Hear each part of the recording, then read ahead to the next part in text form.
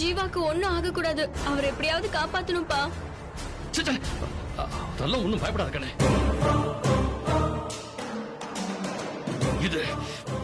இது இந்த நாட்டாயன் கோட்டை. நான் இருக்கிற வரைக்கும் சின்ன முதலாளிக்கு ஒண்ணும் ஆகாது. அதுக்கு நான் உத்தரவாதம். அப்பா வாங்கப்பா, நம்ம நேரா கெஸ்ட் ஹவுஸ்க்கு போவோம். அந்த ஆள் வரதுக்குள்ள நம்ம ஜீவாவை வேற எங்கேயாவது சேஃபா கூட்டிட்டு போயிடலாம்ப்பா. அவர் அங்கதான் இருக்கிறாரான்னு முதல்ல தெரிஞ்சுக்கிறோமே.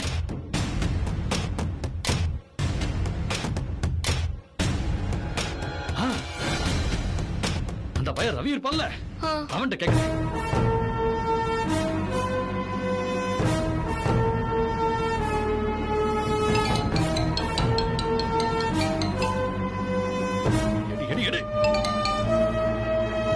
ஹலோ, சொல்லுங்க மாமா சார். தம்பி ரவி, நான் தான் நாட்டாயம் பேசுறேன். சின்ன முதலாளி எங்க இருக்காருன்னு தெரியுமா?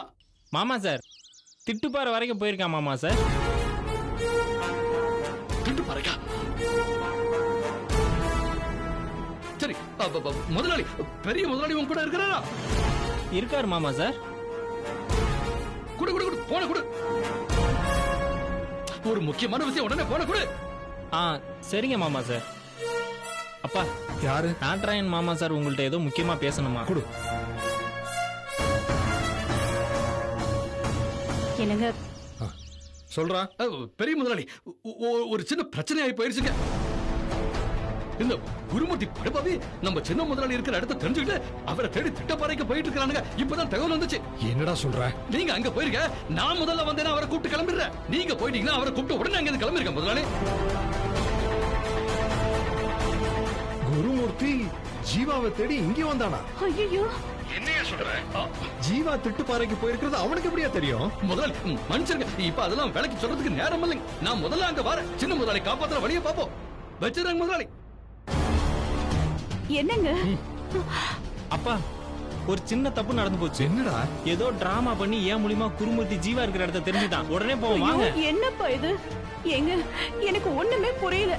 ஜீவா பத்திரமா இருக்கால, நானும் உங்க கூட வரேங்க. பவானி, நீ பயப்படாத. அவனுக்கு ஒண்ணும் ஆகாது. நாங்க பாத்துக்கோ, நீ இரு. சொன்னா நானும் கேளு. வரேங்க. நாங்க போயிட்டு வந்துடுறோம். வாங்கப்பா. வாங்கப்பா.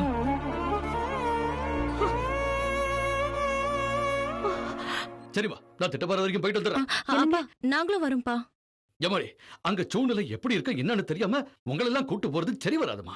நான் மட்டும் போயிட்டு வந்துடுறேன். அப்பா, அங்க என்ன நடக்குதுன்னு தெரியாம என்னால இங்க இருக்க முடியாதுப்பா. ப்ளீஸ்ப்பா. கண்ணு, சின்ன முதலாளிக்கு ஒரு சின்ன கீறல் கூட வராம நான் அவரை பாதுகாப்பா கூட்டு வரேன். போதுமா?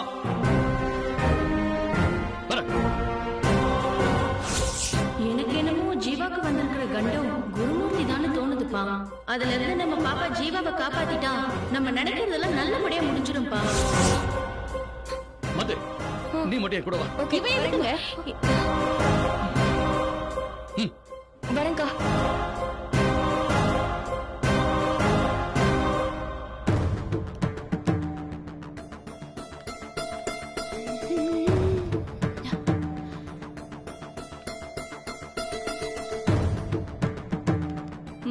நல்ல பசிக்குதுமா, சாப்பாடு எடுத்து வை.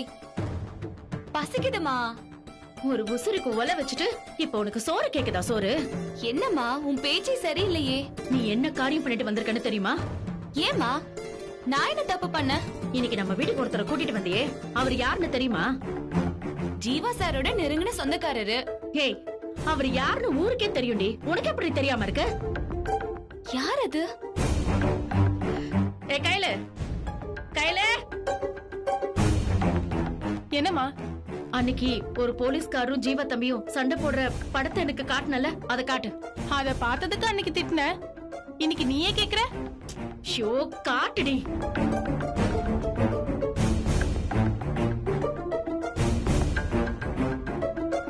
இந்தா பாரு, முதல்ல இத பாரு.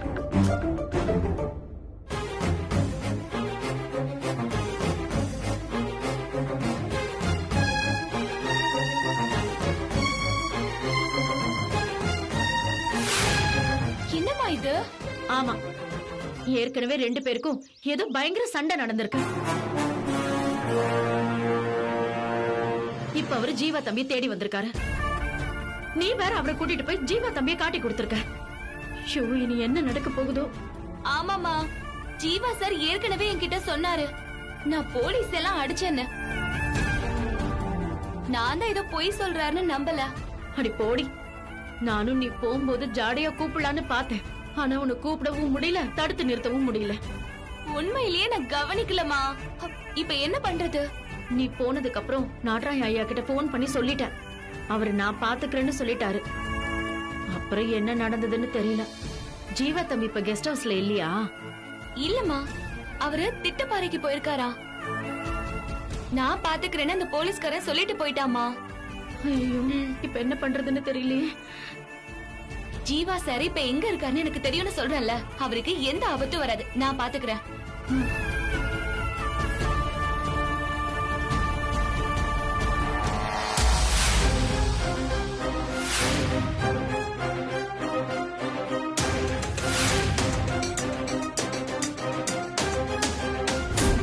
அதையும் மீறி நீங்க ஏன் இதெல்லாம் இழுத்து போட்டு செய்றீங்க?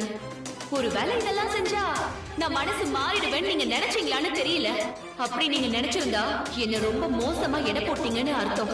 பெரிய அக்கா கல்யாணத்தை நடத்தி வைக்கிறதுனால மிச்சம் இருக்க எங்க 2 பேருக்கும் கல்யாணம் நடக்க முடியாம செஞ்சிடாதீங்க.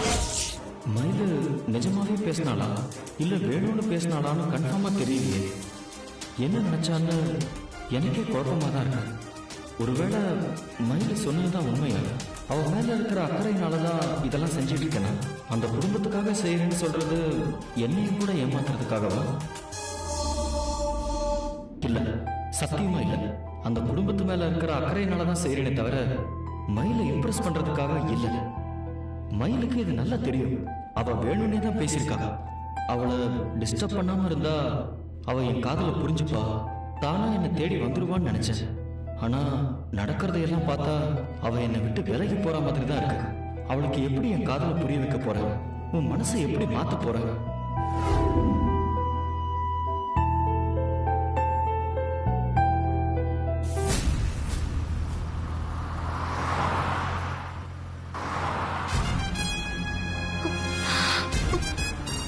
சீக்கிரமா போங்கப்பா. போயிட்டு தானே இருக்கிற கண்ணு. ஏன் கண்ணு நீ இவ்வளவு பதட்டமா இருக்கிற? சின்ன முதலாளி எப்படி காப்பாத்திரலாம், பயப்படாத. முடியலப்பா, என்னென்னமோ நினைக்க தோணுது. ரொம்ப பயமா இருக்குப்பா. இந்த இருக்கண்ணே, பயந்தான் மனசை போட்டு குழப்பும். இந்த மாதிரி சமயத்துல தான் நாம தெளிவா இருக்கணும். சின்ன முதலாளி இருக்கிற இடத்துக்கு நாம முதல்ல போயிட்டு வந்து வை, அவரை காப்பாத்திடலாம். ஆனா அந்த குருமூர்த்தி முந்திக்கிட்டானதான் கொஞ்சம் சிக்கலாயிருமா. பாருக்கண்ணே, அவன் இங்க என்ன திட்டத்தோட போயிருக்கான், அங்க என்ன நடக்கும்னு நம்மளால சொல்ல முடியாது. ஆனா ஒண்ணுகன்னு, அங்க என்ன பிரச்சனை வந்தாலும் எவ்வளவு சண்டையானாலும் சரி, சின்ன முதலாளியை நாம காப்பாத்தியே தீரணும். அதுலயும் உன்னோட பங்கு தான் பெருசா இருக்கணும் கண்ணு. சின்ன முதலாளி மனசுல அந்த மயில எந்த இடத்த பிடிச்சிருக்கிறாளோ அந்த இடத்துக்கு நீ வரணும். அதுக்கான சந்தர்ப்பம் கிடைக்கும் போது அதை நீ தவறவே விடக்கூடாதுமா. அதை சரியா பயன்படுத்திக்கணும். சின்ன முதலாளிய மொத்தமா நம்ம பக்கம் எடுக்கணும். நீ இந்த கால் பந்தாட்ட பாத்துருக்கிறீல்ல, அதுல பந்து அங்கங்கன்னு ஓடிட்டே தான் இருக்கு. எப்பவும் நாம தான் கவனமா இருக்கணும். பந்து எப்ப நம்ம கால் பக்கம் வரணும்னு தெரியாது. வாய்ப்பு கிடைக்கல டாக்குன்னு கோல் அடிச்சிருந்தேன் கண்ணு. அந்த மாதிரி தான் இந்த சந்தர்ப்பமும் கிடைக்கும் போது வாய்ப்பை நழுவ விட்டுற கூடாது. நான் என்ன சொல்ல வரேங்கிறது உனக்கு புரியும்னு நினைக்கிறேன். புரியுதுப்பா. உங்களோட டார்கெட் வேணா சொத்தா இருக்கலாம்ப்பா, ஆனா என்னோட டார்கெட் ஜீவா தான்ப்பா. அவரை ஹெல்ப் பண்றதுக்கு ஒரு சான்ஸ் கிடைக்குதுன்னா அதை கண்டிப்பா நான் மிஸ் பண்ண மாட்டேன்ப்பா. நல்லது கண்ணு, நல்லது.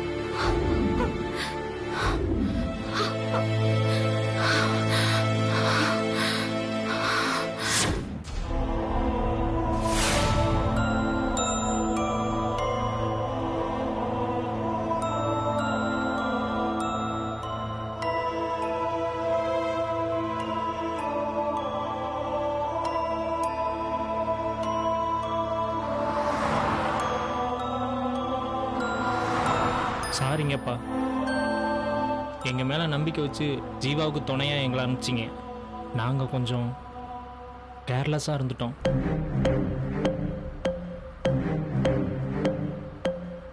ஆமாப்பா, நாங்களும் ஜீவா கூட போயிருந்துருக்கணும். தப்பு பண்ணிட்டோம்.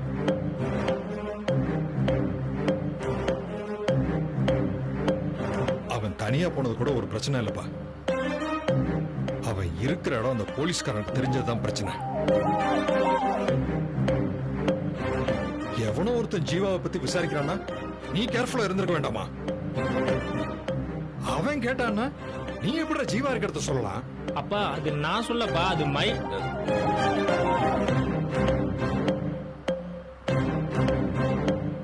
மயிலை நான் காட்டி கொடுக்கக்கூடாது. பாவம், அவங்க வந்தவனை பற்றி தெரியாமல் அவங்க சொல்லிட்டாங்க.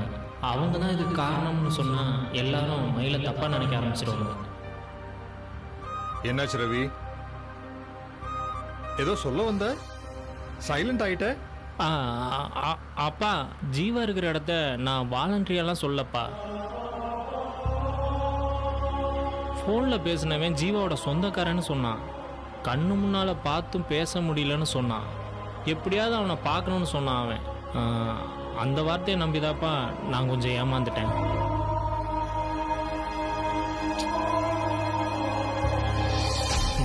இன்னொரு விஷயத்தை நீ யோசிச்சிருக்கணும் ரவி.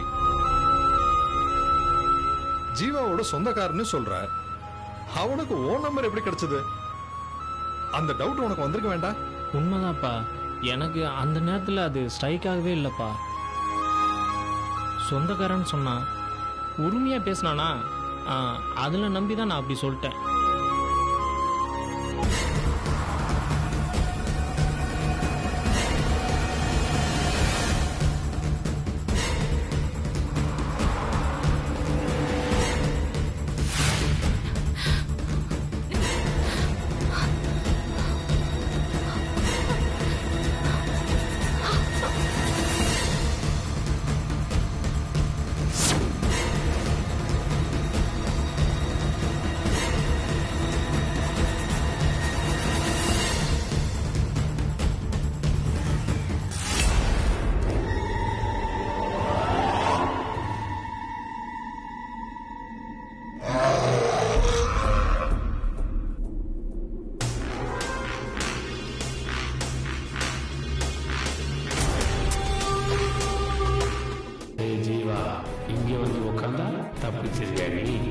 இன்னைக்கு உன் சாவு என் கையால தான்டா.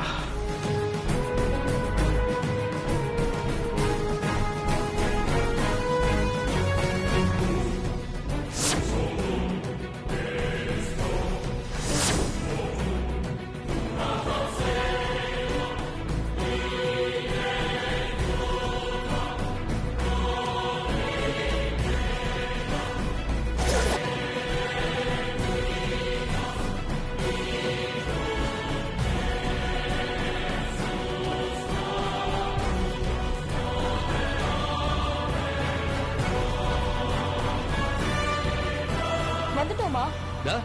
பக்கத்துல தான்.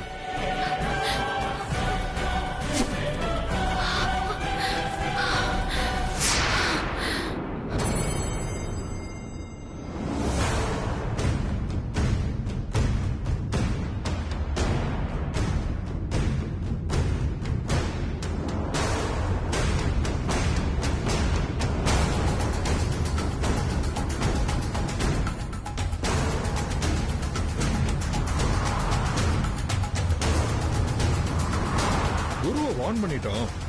அவன் சென்னைக்கு கிளம்பிட்டான். நாளைக்கே டியூட்டில ஜாயின் பண்ணிடுவான்னு ஏசி என்கிட்ட சொன்னாரு. ஆனா அந்த ராஸ்கல் அவர்கிட்டே போய் சொல்லிட்டு ஜீவாவை கொல்லணும்னு அவன் வெறி பிடிச்சு இங்கேயே அலையிறான். இதுக்கு மேலே நான் அவனை விட்டு வைக்க மாட்டேன். இன்னைக்கு நானா அவனான்னு பாத்துறேன்.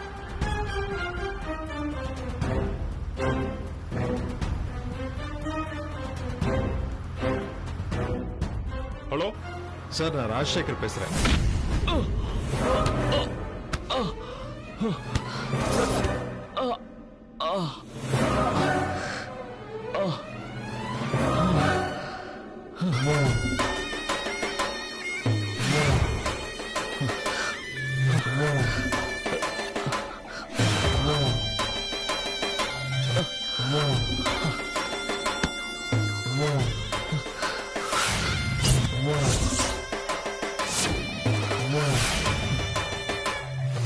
எதிர்பார்க்கல நீ? டேய் ஹீரோ, உன்னை தேடி நான் இவ்வளவு தூரம் வருவேன் நீ எதிர்பார்க்கல? ஷாக் அடிச்ச மாதிரி இருக்கா?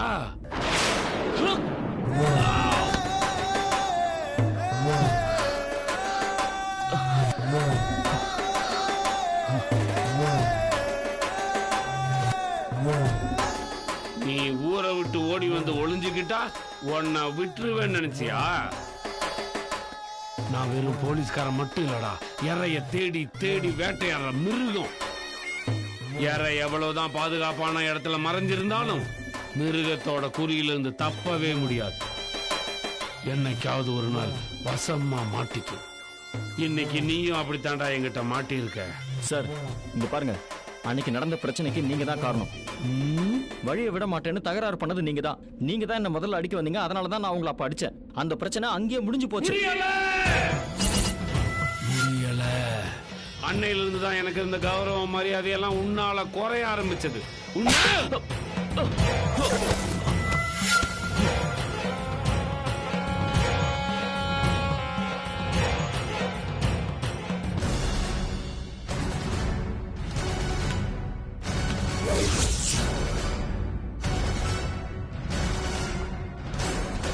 போலீஸ்காரனோட மரியாதை அவனோட யூனிஃபார்ம்ல இல்லடா, அடுத்தவங்க அவனை பார்த்து பயப்படுறதுல தான் இருக்கு. எனக்கு இருந்த மரியாதையும் கௌரவத்தையும் நீ இல்லாமக்கிட்ட.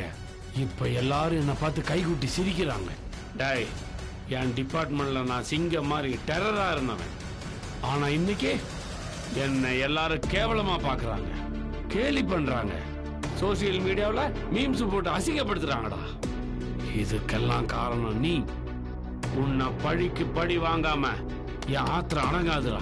சார் வேண்டாம் சார், சொன்னா கேளுங்க. இப்ப நீங்க யூனிஃபார்ம்ல கூட இல்ல. யூனிஃபார்ம் இல்லனா என்னடா, துப்பாக்கி இருக்கு. இதுக்கெல்லாம் பயப்படுறவன் நான் இல்ல சார். பேசாம போயிடுங்க, இல்லன்னா பெரிய சிக்கல்ல மாட்டிப்பீங்க. என்னைக்குமே யூனிஃபார்ம் போட முடியாம பண்ணிடுங்க. கால்ல விழுந்து உயிர் பிச்சை கேப்பன்னு பார்த்தா என்னைய மிரட்டியா நீ? போலீஸ்கார மேல இருந்த பயம் போயிடுச்சுன்னா அவன் பணத்துக்கு சமம். என்ன பணமாக்குன உன்னை பணமாக்காம விட மாட்டேன்டா.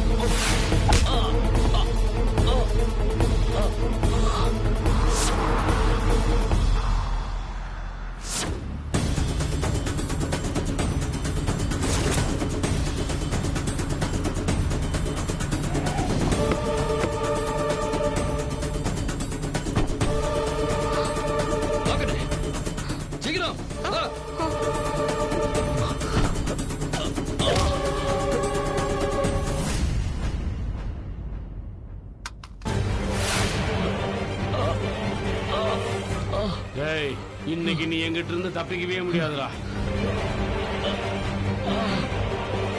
உன்னை கொல்லாம இந்த ஊரை விட்டு போக மாட்டேன்டா. உன் கதை முடிஞ்சதுடா. அனாத பணமா போய் சேர்றா.